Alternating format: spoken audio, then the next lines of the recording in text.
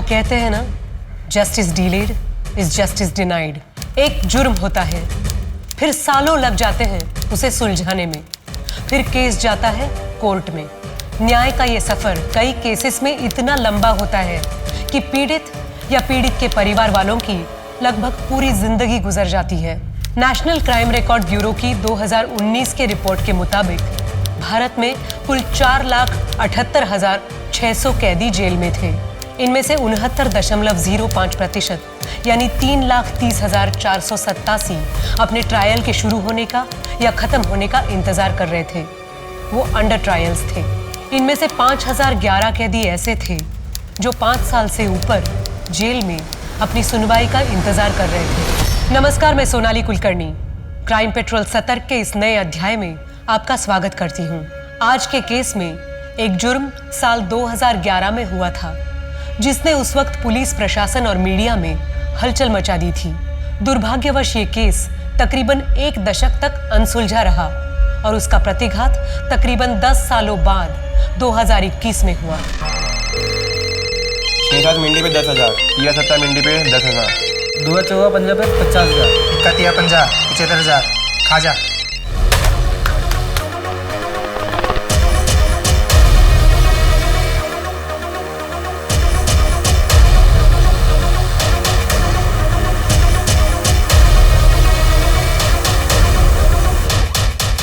दुआ चौका पंजा खुला है।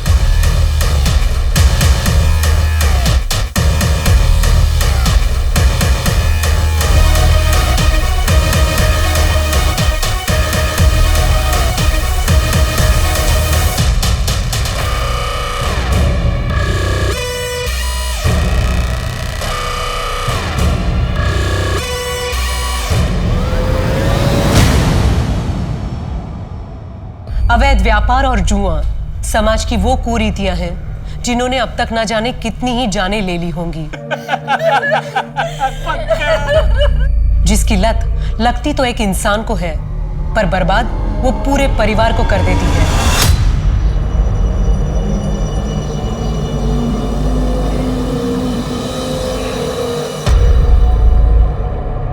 और धंधा पानी कैसा चल रहा है तेरा?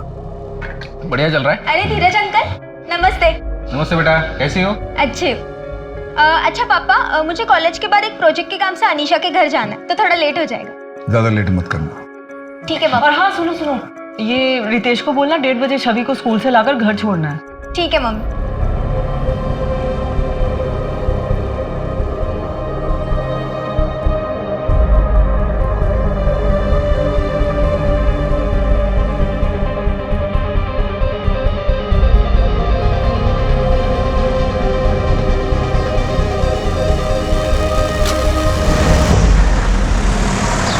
अजी, मैं सोच रहा था कि प्रियंका की शादी अपने बेटे पीयूष के साथ करवा दे, कैसा रहेगा? तुम्हारा बेटा महीने भर में जितना कमाता है उतना मेरी बेटी अपने दोस्तों पर एक दिन में खर्च करती है। 22 साल हो गए जी, आज भी तो वही बात पकड़ के बैठा है। तुम्हारी बहन रश्मि को मैं बहुत पसंद करता था। यही बोला था ना तुमने जब मैं रश्मि का हाथ मांगने आया था तुमसे। एक मेरी जगह अगर तू रहता तो तू भी यही करता। और वैसे भी तुम उस वक्त सिर्फ सट्टा खेला करते थे और सारे पैसे सट्टे में उड़ा देते थे। आज भी वही करता हूं मैं। फिर भी रिश्ता क्यों छोड़ना चाहते हो मुझसे? तो अच्छा ही हुआ ना, धीरज भाई साहब ने आपको मना कर दिया, वरना मेरा क्या होता।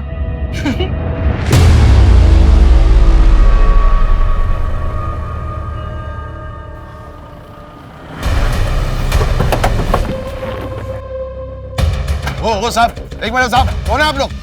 ऐसे अंदर नहीं जा सकते। ओ साहब, बात सुनो, कि आप लोग ऐसे नहीं जा सकते। सुनिए मेरी बात। कमरा चेक करो साहब। जबरदस्ती घर में घुस गए साहब। शेट्टी साहब, आपकी खबरी बदल दीजिए। खोखली खबर आपको देती है, आप दौड़े चले आते हो। सर्च वारंट है हमारे पास। सर्च तो हो ही रहा है ना, कर लीजिए सर्च। सर्च करिए, तसल्ली कीजिए आपकी। प्रियंका, आहूजा साहब से कब बात करोगी? ना बाबा रितेश, मुझ में तो हिम्मत नहीं है। तुम में तो तुम जाओ, कर लो हमारे बारे में पापा से बात। मैं? अरे अगर तुम करोगी तो जान तो बचेगी। आहूजा साहब की लाडली हो, मेरी तो हड्डियां भी नहीं मिलेंगी। तुम भी ना, कैसी बातें करते हो। अच्छा ठीक है ठीक है, तुम कुछ मत करो, मैं कुछ करता हूँ।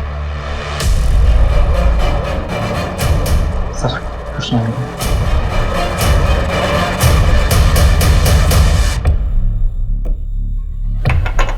शेट्टी साहब, देखिए हम लोग शरीफ लोग हैं, आपको यहाँ कुछ नहीं मिलेगा। मैं डीसीपी साहब से बात करता हूँ तो बार बार आपको यहाँ आने की तकलीफ नहीं उठानी पड़ेगी। हाँ हाँ आहूजा साहब, आप टेंशन मत लीजिए, मैं शेट्टी से बात करता हूँ, ठीक है। शेट्टी, तुम्हें तो बड़ा यकीन था, टिप पक्की थी, फिर क्या हुआ? हाँ सर, टिप तो बिल्कुल पक्की थी, लेकिन देखो शेट्टी, हमें सिर्फ एक मौका मिलेगा आहूजा के काले धंधे बंद करने का। अगर तुम्हारी यही हरकतें रही ना तो मामला बिगड़ जाएगा। और हाँ, आगे से ध्यान रखो, उसके घर से कुछ नहीं मिलने वाला, उसके अड्डों का पता लगाओ। Right sir. जमीन भी बेच दी पंकज ने। इस सट्टे की लत ने हमारा पूरा घर बर्बाद कर दिया। श्रुति की शादी के लिए बस एक इसी जमीन का भरोसा था। क्या करेंगे? आप चिंता मत कीजिए, मेरे कुछ गहने पड़े हैं, उन्हें बेच देते हैं। देखो पहले तुम 13 साल की थी जब यहाँ लाई गई थी, उस वक्त तुम कुछ नहीं कर सकती थी, पर अब तुम कुछ कर सकती हो और मैं तुम्हारी मदद करूंगा। यहां से निकल के तुम जान जाओगे कि बाहर कितनी खुश रह सकती हो तुम। साहब, आप हर महीने यहाँ आते हो, यहाँ के औरतों को और बच्चों को मदद करते हैं, उतना काफ़ी है। यहाँ से निकल के मैं कहाँ जाऊँगी, क्या काम करूँगी? जिस्म बेचने के अलावा कुछ आता भी तो नहीं। राशन और कपड़े तुम्हें शक्ति दे देगा, लेकिन पायल फिर एक बार सोच लो, मैं तुम्हें काम दिलवा सकता हूँ। यहां से निकलोगी तो जान जाओगी बाहर कितनी बड़ी दुनिया है, कितनी अच्छी दुनिया है।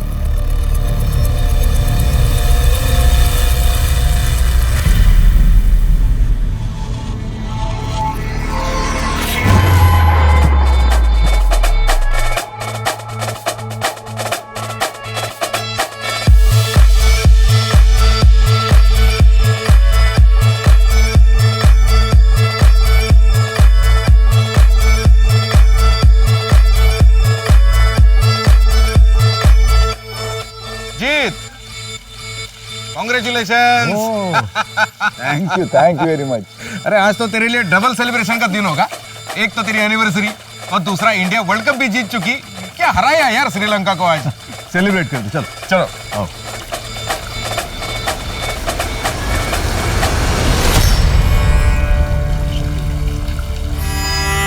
और बाकी सब बढ़िया? भैया।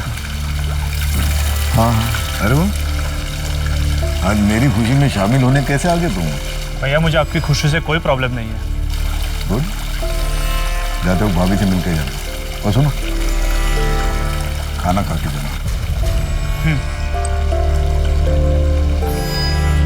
विदेश, तुम बहुत मेहनती हो। और सुनो, मुझे कोई फर्क नहीं पड़ता है कि तुम हमारे घर के ड्राइवर हो। किसी भी काम से कोई छोटा या बड़ा कभी नहीं होता। अपने अरमानों को बड़ा रखो, अपने आप बड़े आदमी बन जाओ। All the best.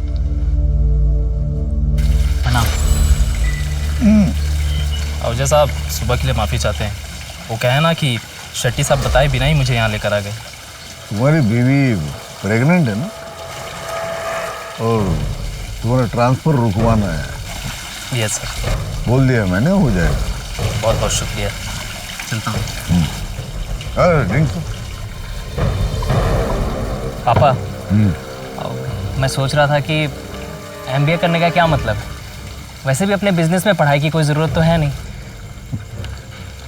बेटा पढ़ाई जो है ना कभी वेस्ट नहीं जाती। मुझे पढ़ने का मौका नहीं मिला, तुम्हें मिल रहा है तो पढ़ो। तुम सिर्फ एक ही साल की तो बात है, उसके बाद ये पूरा एम्पायर जो है तुम्हीं को संभालना है। ठीक है पापा, मैं चलता हूँ, सुबह क्लास है, देर हो जाएगी। जाओ। एंजॉय।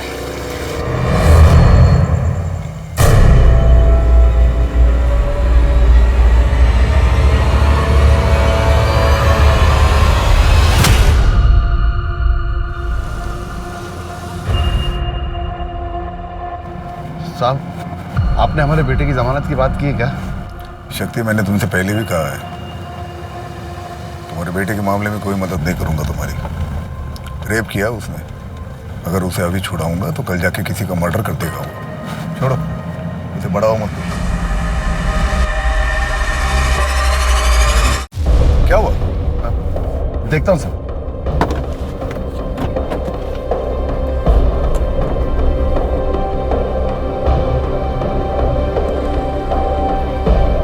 साहब, गाड़ी गर्म हो गई है, पानी लेकर आता हूं।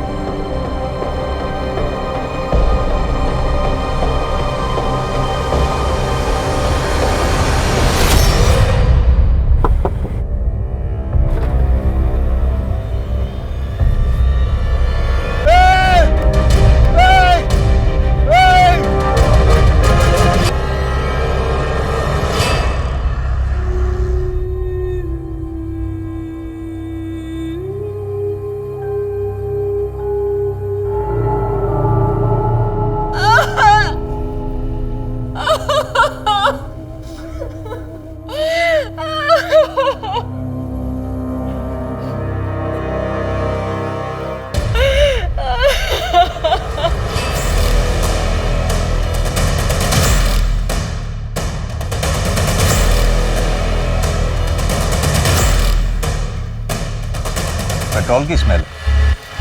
सर, पेट्रोल की पाइप पहले से कटी हुई थी। ड्राइवर शक्ति ने वहाँ दूर से एक आदमी को गोली चलाते हुए देखी। वो कंबल ओढ़े हुए थे। जब तक शक्ति भागकर यहाँ आया, तब तक वो आदमी 5 लाख रुपए कैश लेकर उस तरफ भाग चुका था। गणेश, ये आहूजा कोई मामूली आदमी नहीं था। इसके घर के बाहर सिक्योरिटी लगी रहती है, तो दिन दहाड़े उसकी गाड़ी की पेट्रोल पाइप काटना आसान काम नहीं है। सर, इस एरिया में काफ़ी रॉबरीज होती हैं। इस बार आहूजा को टारगेट किया गया था, और ये आहूजा भी काफ़ी कैश लेकर चलता है हमेशा। एक काम करो, इस एरिया में जितने भी गैंग्स हैं सबको राउंड अप करो।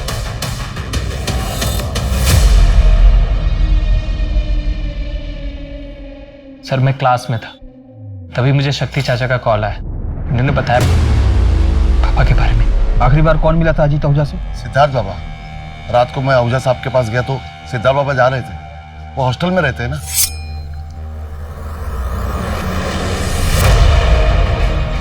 साहब, मैं निकलूं? हाँ शक्ति, तुम जाओ और सुबह 8 बजे आ जाना। वो कल नई साइट देखने जाना है।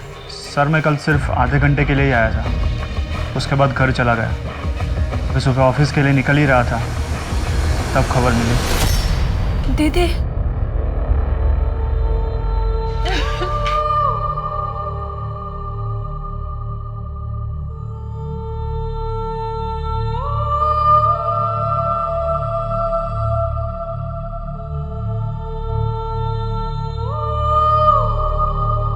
अजीत आहूजा इंदौर में सट्टे की दुनिया का जाना माना नाम था। सब कुछ जानते हुए भी पुलिस कभी उसके गिरेबान तक नहीं पहुंच पाई थी, और अब किसी ने उसकी दिन दहाड़े हत्या कर दी थी, जो कई परिवारों के लिए रॉबिन हुड था। अजीत आहूजा जरूरतमंदों की मदद अंजाम की फिक्र किए बिना करता था, पर कुछ लोगों के लिए वो ऐसा शैतान था जिसकी वजह से उनके परिवार ध्वस्त हो गए थे। तो आखिर सच में कैसा इंसान था अजीत आहूजा? अरे राम, ये कुछ रुपए हैं, रख लो। अजीत साहब को तुम्हारे बेटे के बारे में सुन के बुरा लगा। उन्होंने कहा है कि उनसे जो भी हो सकेगा मदद करेंगे। कितने? जितने हैं ठीक हैं। फिलहाल 50,000 रुपए। अजीत साहब ने कहा है कि अगले महीने कुछ और भिजवा देंगे। कितना भिजवाएंगे? मेरे बेटे की जिंदगी की कीमत कितनी होगी? तुम बोलो शांति, कितना काफी होगा तुम्हारे लिए कि तुम्हारे बेटे पंकज की कमी पूरी होगी? जाइए, अजीत साहब को कहिए अपना धंधा संभाले। मैं अभी जिंदा हूं, मैं अपना परिवार संभाल लूंगा। चाहिए। नमस्ते। वैसे मेरे किस पे खर्च करने, कितने खर्च करने, उसका डिसीजन मैं लूंगा। और तुमको इसके पहले भी मैंने पैसे दिए थे ना, फालतू के बिजनेस में लगाए और डूब गए सारे पैसे। भैया वो पैसे मेरे भी है, मैं कोई अय्याशी नहीं करता, बस इस नरक से निकलना चाहता हूँ। खुद का लीगल बिजनेस शुरू करना चाहता हूँ ताकि अपने फैमिली को अपनी ईमानदारी से कमाए हुए पैसों से पाल सकूं। ईमानदारी से कमाए हुए पैसे जिन्हें तुम उस बिजनेस से कमाओगे जिसमें अपने भैया के इलीगल बिजनेस का पैसा लगाओगे। आप बीच में मत बोलिए भाभी। वैसे ही आप मुझे इस घर से निकालने में कामयाब तो हो चुकी हो, अभी क्या भैया की जिंदगी से निकालना चाहती हो? फालतू बात मत करो, निकल जाओ यहां से, निकल जाओ।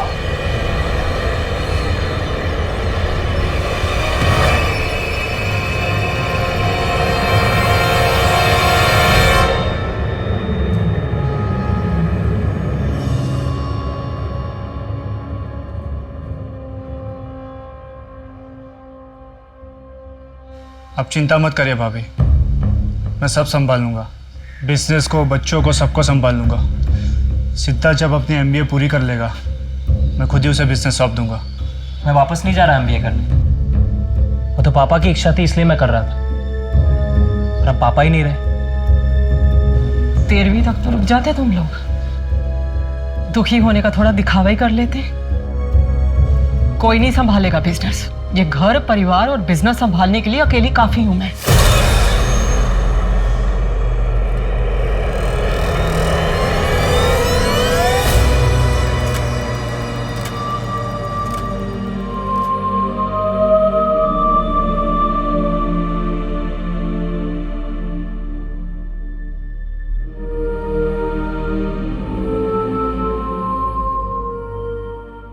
एक तो जन लोकपाल बिल के लिए लोग शहर से बाहर निकल रहे हैं, ऊपर से इस अजीत आहूजा के मर्डर से सारे शहर में खलबली मची है।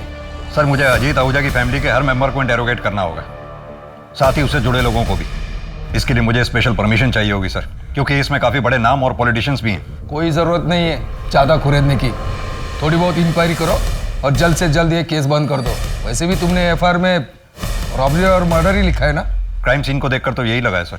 जिसने भी किया अच्छा काम किया है, समाज के वायरस को खत्म कर दिया। ऐसे क्रिमिनल्स का तो एनकाउंटर कर देना चाहिए था, किसी और ने हमारा काम कर दिया। अब तुम इस केस को जल्द से जल्द बंद कर दो।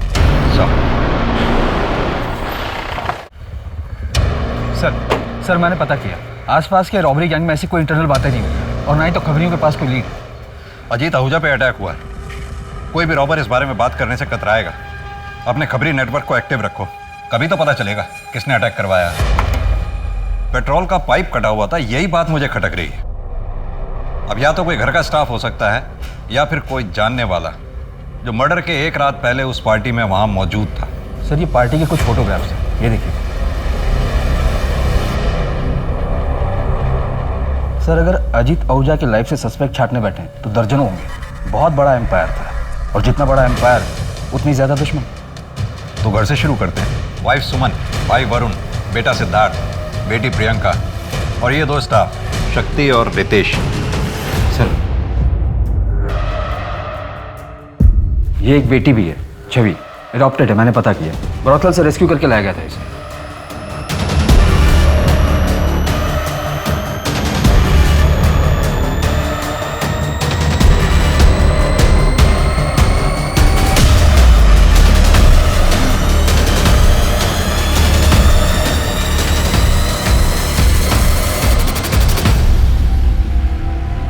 घर के अंदर से अगर कोई हो सकता है तो वरुण ही हो सकता है। वो ना तो मुझे पसंद करता था ना ही अजीत को।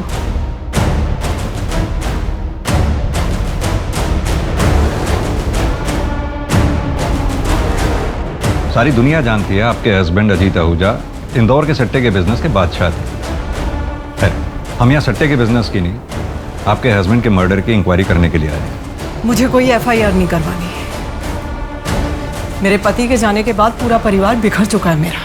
मुझे अपने घर को संभालना है, ये इन्वेस्टिगेशन के चक्करों में नहीं पड़ना मुझे। अब चाहे तो केस को क्लोज कर सकते हैं। सुमन जी, ये केस तो अब तभी क्लोज होगा जब हत्यारा सलाखों के पीछे होगा। हाँ तो ठीक है, फिर कीजिए अपनी ड्यूटी, ढूंढिए हत्यारे को, लेकिन मुझसे किसी भी तरह की मदद की कोई उम्मीद मत रखिएगा। एक बात पूछूं आपसे, आप अपने हस्बैंड की मौत पे उतना दुखी नहीं लग रही जितना होना चाहिए। शोक मनाने का वक्त नहीं है मेरे पास। क्या उम्मीद करते हैं आप मुझसे? रोऊं? महीनों तक सदमे में पड़ी रहूं? देखिए, मेरे पति का मेरे और मेरे बच्चों के सर से साया उठने के बाद मुझे उनकी सुरक्षा भी देखनी है। हमारा कोई नहीं है अब। इस घर की पूरी जिम्मेदारी मेरे ऊपर है। सदमे में जाकर जो मेरे पास बचा है ना, मुझे वो भी गंवाना नहीं है। गलत उम्मीद कर रहे हैं आप मुझसे।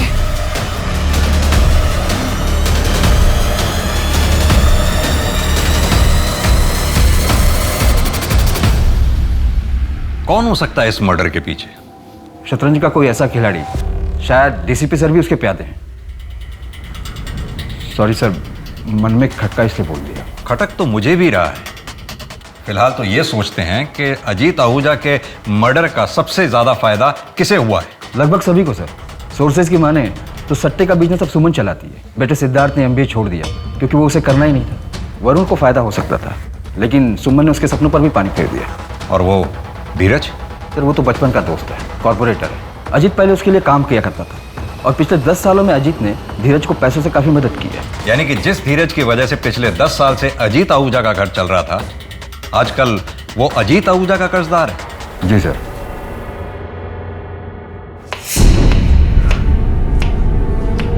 देखो ना, मैंने सब जेवर जमा करके देख लिए। अगर इन्हें बेचें तो कुल मिला के 1.5-2 लाख से ज्यादा नहीं मिलेगा। पता नहीं तेरे पापा कैसे कह रहे हैं कि इसमें सब कुछ हो जाएगा। उस दिन आहूजा साहब ने जो पैसे भेजे थे वो ले लेते तो अच्छा ही होता।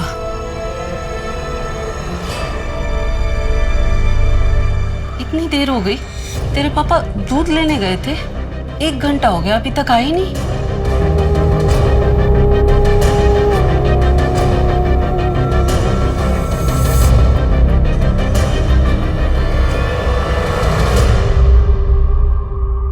शेट्टी साहब, आपने अजीत के इतने ठिकानों पे छापेमारी की, इतनी एक्यूरेट इंफॉर्मेशन आपको मिलती कहां से थी?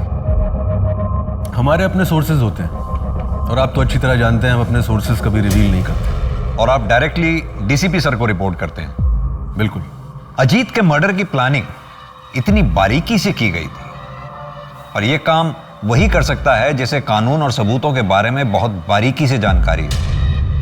या तो वो पुलिस का कोई आदमी हो सकता है या फिर कोई हिस्ट्री शीटर या हार्डकोर क्रिमिनल। आपकी नजर में भी तो कोई रॉबर्स का गैंग होगा ही जिसे आपने गिरफ्तार किया हो और जो अब बेल पे बाहर हो। आपका इशारा किस तरफ है चौधरी साहब? मैं बस सोच रहा हूं कि ये क्राइम एक परफेक्ट क्राइम।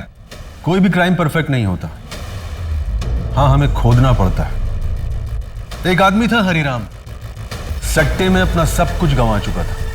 उसके बाद हरिराम ने भी सुसाइड कर लिया और हरिराम की तरह न जाने कितने परिवार अजीत आहूजा की वजह से बर्बाद हो गए। जो होता है अच्छे के लिए होता है। समाज के लिए खतरा था अजीत आहूजा। समाज के लिए खतरा अजीत आहूजा नहीं, उसका कारोबार है जो अब भी चल रहा है। मुझे इस बात का दुख है कि शतरंज के इस खेल में शह और मात देने के बावजूद, राजा के मरने के बावजूद ये खेल आज भी चालू है, क्योंकि राजा की इस गद्दी पर अब एक रानी बैठी हुई। दुआ नवा मिंडी।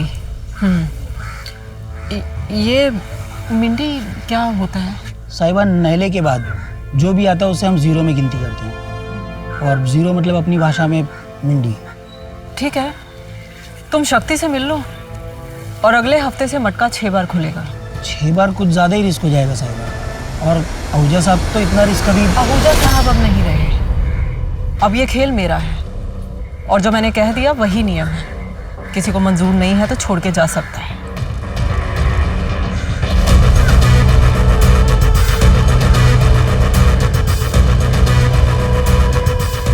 एक दिन ही हम सबको लड़ डूबेगी।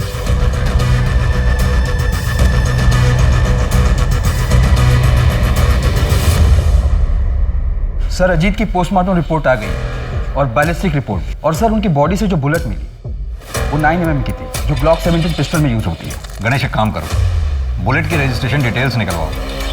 हालांकि पता चलना तो बहुत मुश्किल होगा, क्योंकि कोई भी रॉबर्स रजिस्टर्ड गन तो इस्तेमाल करेंगे नहीं।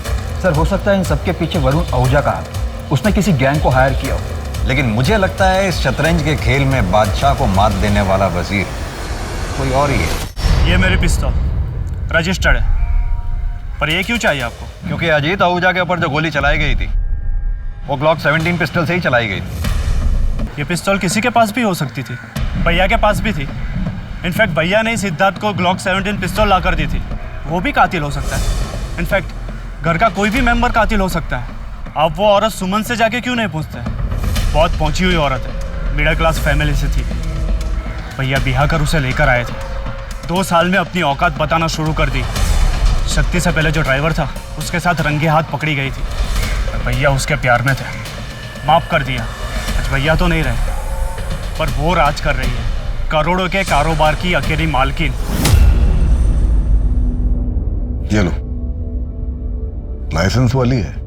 2 लाया हूं, एक तुम्हारे लिए और एक तुम्हारे भाई सिद्धार्थ के लिए। अपनी बेटी को कोई गन गिफ्ट करता है क्या? मुझे नहीं चाहिए ये, आप ही रखिए। और पापा टेंशन मत लीजिए, मुझे कुछ नहीं होगा। आप ही रख लीजिए ना इसे, मुझे तो आपकी चिंता लगी रहती है। मुझे कुछ नहीं होगा, तुम लोग सेफ रहोगे ना, मुझे कोई टेंशन नहीं। सिद्धार्थ की पिस्टल पिछले हफ्ते पॉलिशिंग के लिए दी थी और ये रही उसकी रसीद। शक्ति चाचा, चाचा कहाँ हो आप? आ रहा हूँ बेटा, बाथरूम में हूँ। हाँ चाचा जल्दी आओ, ये मम्मी ने कुछ पैसे और कपड़े भेजे।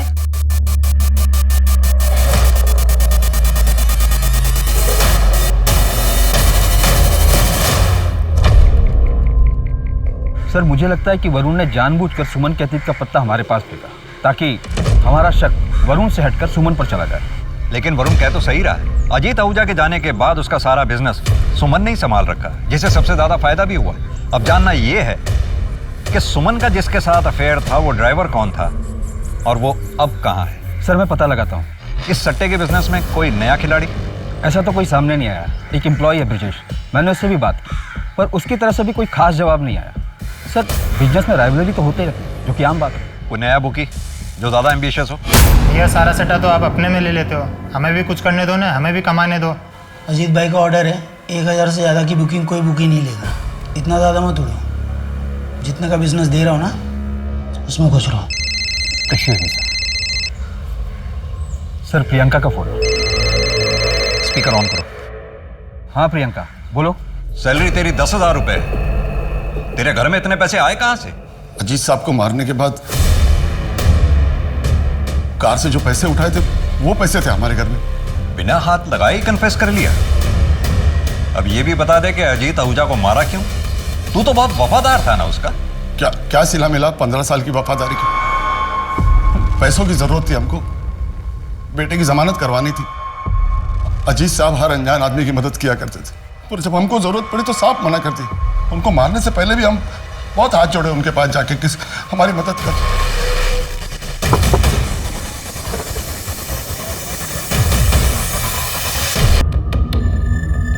पिस्तौल कहां से मिली थी? पार्टी की रात उनके कमरे से ली थी। और वापस कब रखी? वापस जब अजीत आहूजा को हॉस्पिटल ले जाया गया? नहीं, तब तो तुम पूरा दिन हॉस्पिटल में रहे होंगे और घर पे पुलिस मौजूद थी। तो फिर अगले दिन जब अजीत आहूजा का दाह संस्कार हुआ या फिर कल? आपको आपका कन्फ्यूजन मिल गया ना? फिर आपको क्या चाहिए? हमने पिस्तौल कब रखी थी हमको याद नहीं सर। केस को बंद कर दो चौधरी, ऊपर से बहुत प्रेशर है। लेकिन सर शक्ति सिंह ने अभी तक जवाब नहीं दिया है उसने पिस्टल कब वापस रखी थी। लेकिन उसके पास इस बात का तो जवाब है ना कि वो पिस्टल कब और कहां से ली थी। उसके पास एक्सेस था, मोटिव भी था और स्पॉट पे वो मौजूद भी था। तो ओपोनेंट शट केस है चौधरी। तुम चार्जशीट तैयार करो, मैं मीडिया को इन्फॉर्म करता हूं। लेकिन सर मुझे पूरा यकीन है शतरंज के खेल में शक्ति सिंह सिर्फ एक प्यादा है, असली खिलाड़ी कोई और ही है। तुम्हारे पास प्रूफ है? अभी तो नहीं है सर, लेकिन then close the case Chaudhary. Ajit का किलर है हमारे पास, और क्या चाहिए तुम्हें? क्यों किया चाचा आपने ऐसे? मजबूर था, कभी कभी कुछ चीजें अपने बच्चों के लिए करनी पड़ती। क्या इन्वेस्टिगेशन ऑफिसर का शक सही था? क्या ये केस सुलझने के बाद भी अनसुलझा था? वक्त का पहिया अपनी गति से आगे बढ़ा। अजीत आहूजा के कातिल शक्ति सिंह को 10 साल के कारावास की सजा सुनाई गई। सब आगे बढ़ चुके थे, पर सिर्फ एक इंसान ऐसा था जो ये केस कभी नहीं भूला था। और अब 10 सालों के बाद कुछ ऐसा होने वाला था जिसकी वजह से अजीत आहूजा हत्याकांड फिर से सुर्खियों में आने वाला था। 10 साल में बहुत कुछ बदल गया था। अजीत विला अब सुमन विला बन चुका था। कल तक सट्टे की दुनिया में एक राजा राज करता था, अब एक रानी राज कर रही है।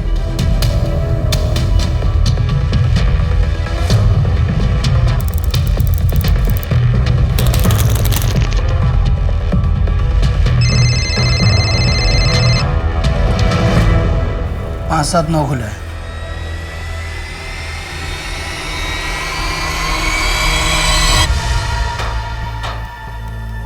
देखो अभी 6 महीने हो चुके हैं तुम्हें धंधे में।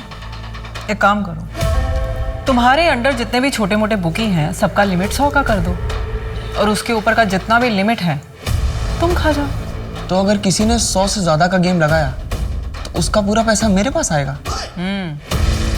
रिस्क भी बड़ा होगा, लेकिन तो अगर पाने में 1 लाख लगाया और नंबर निकल गया तो 1 लाख का 8 करोड़ देना पड़ेगा तुम्हें, और वो लोकल बुकी के सर पे नहीं रहेगा। अरे प्रियंका, तुम्हें ऑफिस छोड़ना था ना? हाँ मम्मी जी, मैं ऑफिस के लिए निकल रहा हूँ। ओके चलो मम्मी, निकलती हूँ।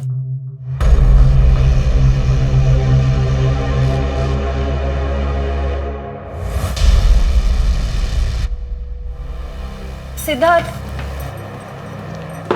आपकी वॉच। थैंक्स। मम्मी, आप ऑफिस नहीं चल रही?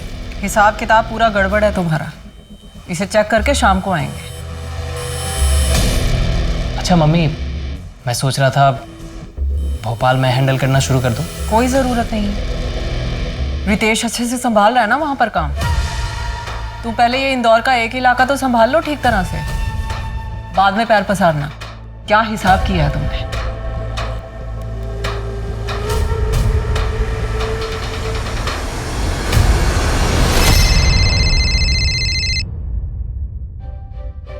नहीं मम्मी, होली पर नहीं आ पाऊंगी, और वैसे भी ना कोविड की वजह से रेस्ट्रिक्शंस बहुत है, तो नहीं आ पाऊंगी। एग्जाम्स की भी तैयारी करनी है मुझे, ठीक है? अच्छा ठीक है, तुम्हारे होली के कपड़े कुरियर करवा देंगे, और अगर पसंद नहीं आए तो चेंज भी करवा देंगे। जी मम्मी। और सुनो, कैश है ना तुम्हारे पास?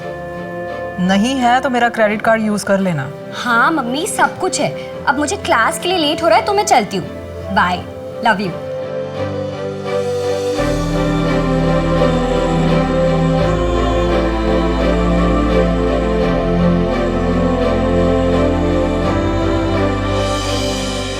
सुमन, मुझे समझ में नहीं आता, लोग तो बेच बाज के सट्टा क्यों खेलते हैं? लत है अजीत साहब, लत बड़ी बुरी चीज होती है, और प्लेटफॉर्म तो आपने ही दिया है ना उन्हें, खेलेंगे क्यों नहीं? और वैसे भी इसी लत के दम पर तो आप अपना साम्राज्य चला रहे हैं। अरे भाई, मेरा बिजनेस है, मैं थोड़ी ना किसी को धमका के सर पर गन रख के जबरदस्ती कर रहा हूँ। भाई आओ सट्टा खेलो। बहुत पैसे कमा लिए ना, अब एक काम करते, सब कुछ छोड़ छाड़ के या फिर किसी और के हवाले करके किसी और जगह चलते हैं। देहरादून। देहरादून? पहले से सोच के रखा है क्या? आप वहां पर आराम करना और मैं पॉलिटिक्स ज्वाइन करूँ।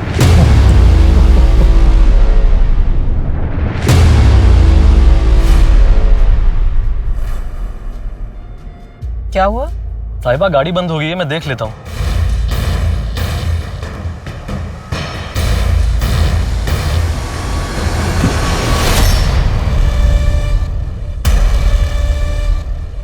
गाड़ी को भी यहीं खराब होना था।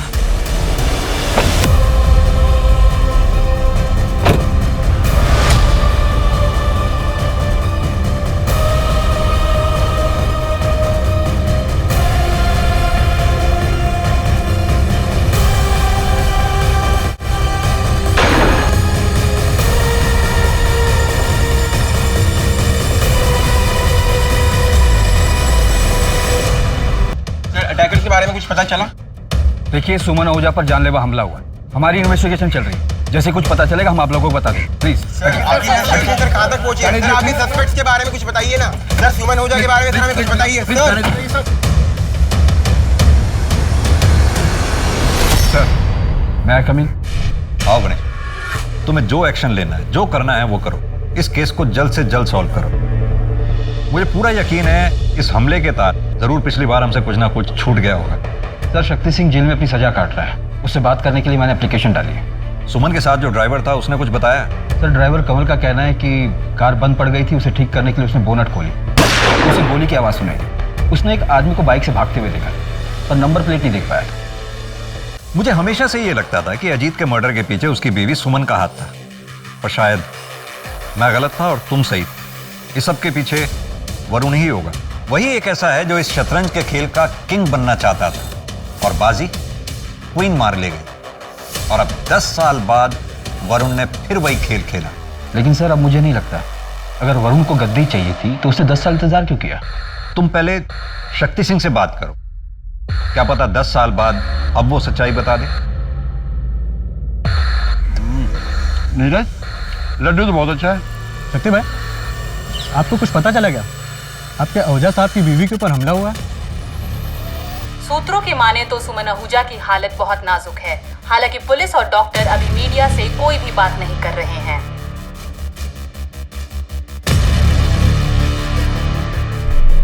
किसको पता था सुमन जी कंस्ट्रक्शन साइट पे जा रही है?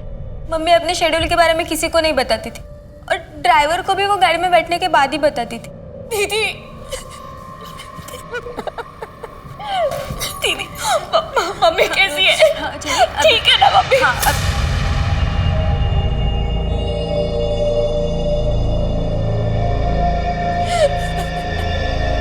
ये मेरी छोटी बहन है छवि।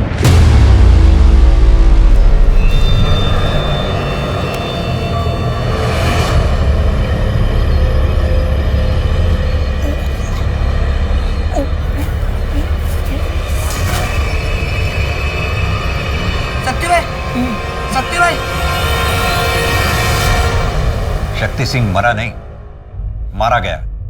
उसे मारकर एक और राज दफन किया गया।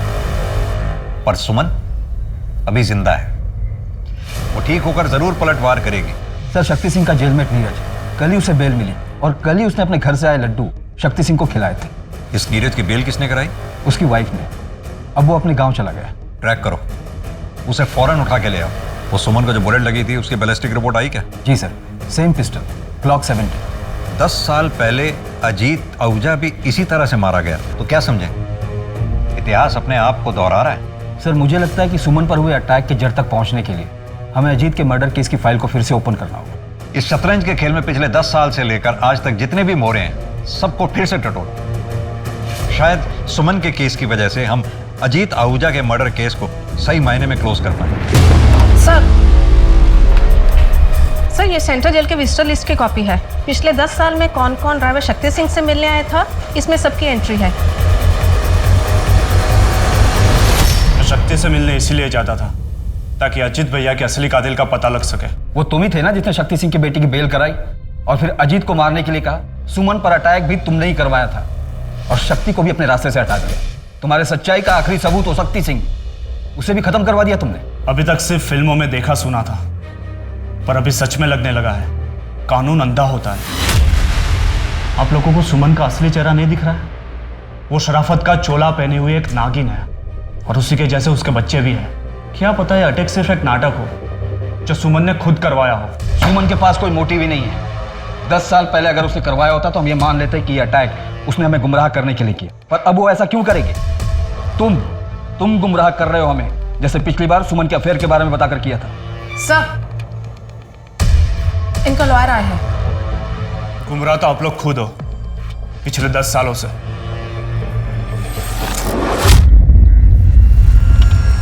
अब मैं रिटायर हो गया हूं इसलिए अब तो बता ही सकता हूं। मुझे टिप अजीत आहूजा का दोस्त धीरज देता था। मैं उससे नफरत करता था और इसीलिए उसे तबाह कर देना चाहता था। तो नफरत और जलन में तूने अजीत को मरवा दिया, पर सुमन पर अटैक क्यों करवाया? ना ही मैंने अजीत को मरवाया है और ना ही मैंने सुमन पर अटैक करवाया। तो फिर किसने करवाया? सिद्धार्थ। अपने बाप के मरने के बाद सबसे ज्यादा खुश था वो, क्योंकि सारा एम्पायर उसे मिलने वाला था। लेकिन तभी सुमन ने कमान संभाल ली और सिद्धार्थ वही का वही रह गया।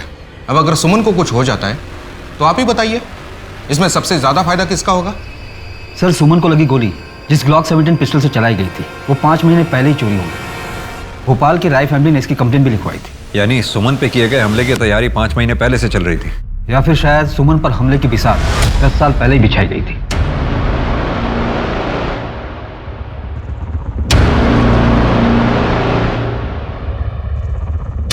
अजीत मर्डर केस में हमारे पास ये सारे सस्पेक्ट्स थे। इन सस्पेक्ट्स में थे सुमन हमारी मेन सस्पेक्ट थी, लेकिन वो अब विक्टिम हो गई।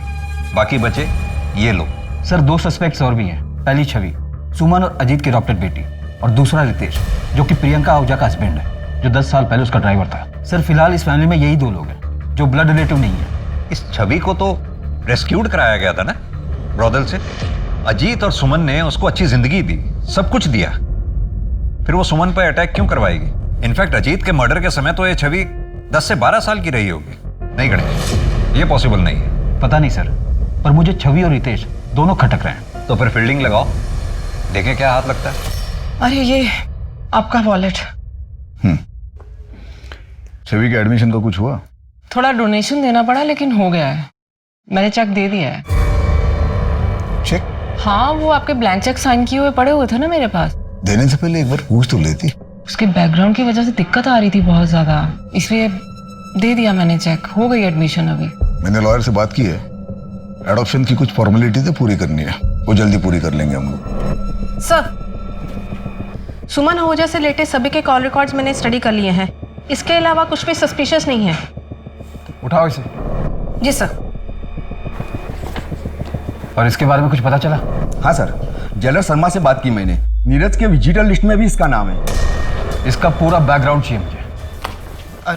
सर, आप ऐसे बदतमीजी क्यों कर रहे हो मेरे साथ? आहूजा फैमिली का दामाद हूं मैं। ये देख, पिछले 8 महीने से तेरे नंबर पर अलग अलग लैंडलाइन से कॉल आ रहे हैं, और ये सारे नंबर देहरादून पीसीओ के हैं। छवि पड़ती है ना वहाँ पर। अफेयर चल रहा ना तुम लोग? सर, क्या बकवास कर रहे हो आप? वो बच्ची है, वो 10 साल की थी तब से मैं उसे जानता हूँ, और वो फैमिली के बारे में पूछने के लिए मुझे फ़ोन करती थी। तो तुझे ही क्यों करती थी? वो भी अलग अलग लैंडलाइन से? मैं जीजा हूँ उसका, क्यों नहीं कर सकती मुझे वो फ़ोन?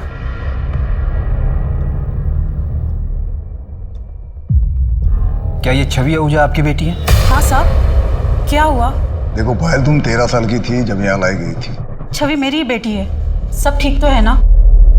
आप लास्ट टाइम कब मिली थी? कुछ 1 साल पहले मिली थी। मम्मी, मुझे ये सब कुछ अच्छा नहीं लगता। क्या अच्छा नहीं लगता?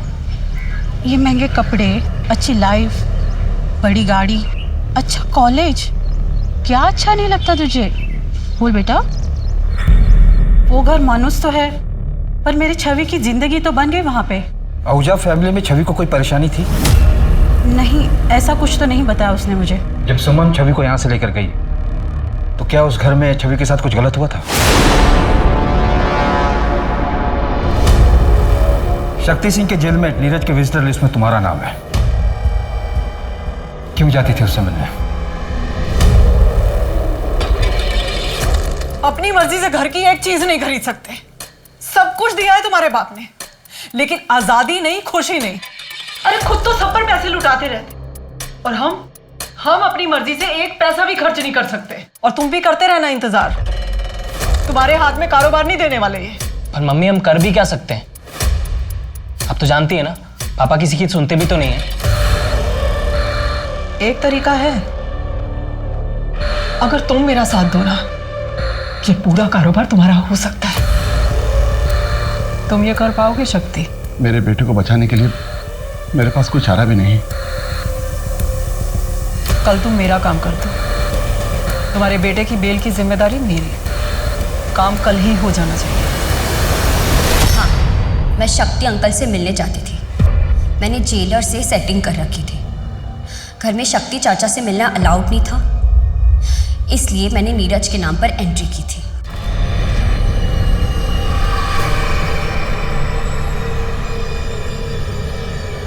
शक्ति ने तुम्हारे पिता अजीत आहूजा का मर्डर किया, फिर भी तुम उससे मिलने जाती थी। क्या उनके मर्डर की वजह तुम थी? नहीं। तो तुम्हें पता है उनका मर्डर किस वजह से हुआ? किसने मरवाया था उन्हें?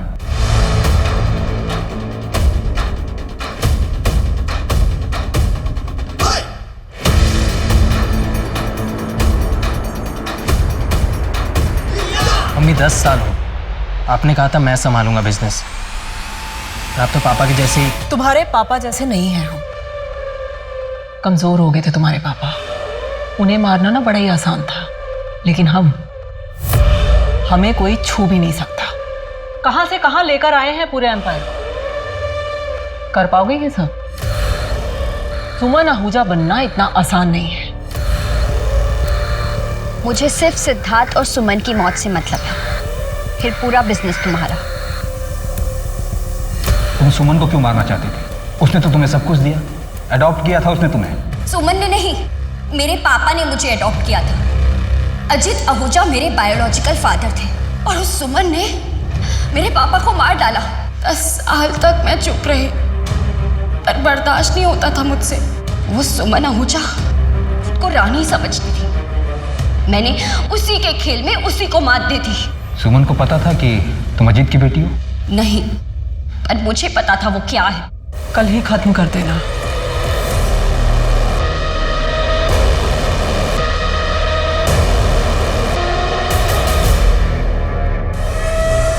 पुलिस ने सुमन आहूजा अटैक केस के साथ साथ अजीत आहूजा मर्डर केस को भी सुलझा लिया है। अजीत आहूजा मर्डर केस में सुमन आहूजा को अरेस्ट कर लिया गया है। क्या अब इसके साथ ही आहूजा सट्टे के बिजनेस पे रोक लगेगी? ड्राइवर शक्ति की भी हत्या जेल में सिद्धार्थ आहूजा ने सुपारी देकर करवाई थी।